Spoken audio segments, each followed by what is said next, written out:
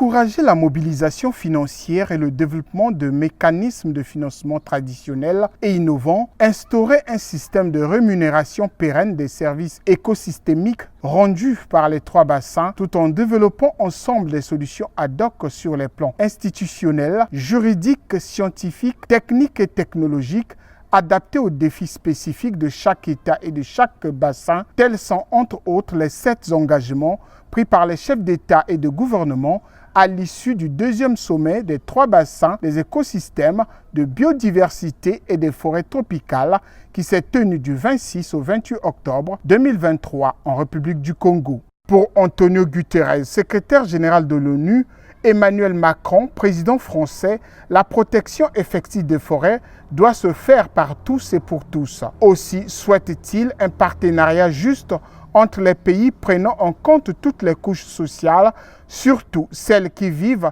proches ou dans les forêts. Ce que je vous propose est maintenant d'aller plus loin, de créer les conditions d'un partenariat véritablement international pour la protection des 3 bassins.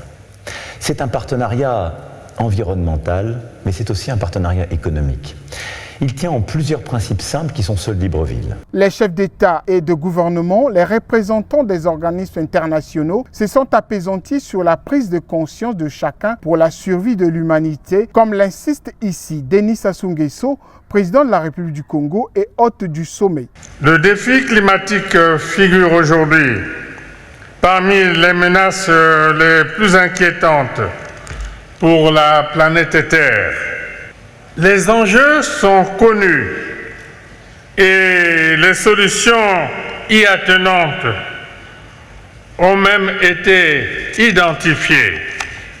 Une plus grande prise de conscience est nécessaire afin que les comportements de nos populations puissent se placer au diapason de nos proclamations sur la gestion de l'environnement, qui ne doivent être ni de vaines incantations, ni de simples vœux pieux. Soulignons que les 7 engagements pris par les chefs d'État et de gouvernement des 3 bassins de l'Amazonie, du Congo et du Bornéo-Mékong constituent la base d'une feuille de route révisable à chaque étape de la construction du cadre commun de coopération entre les 10 bassins.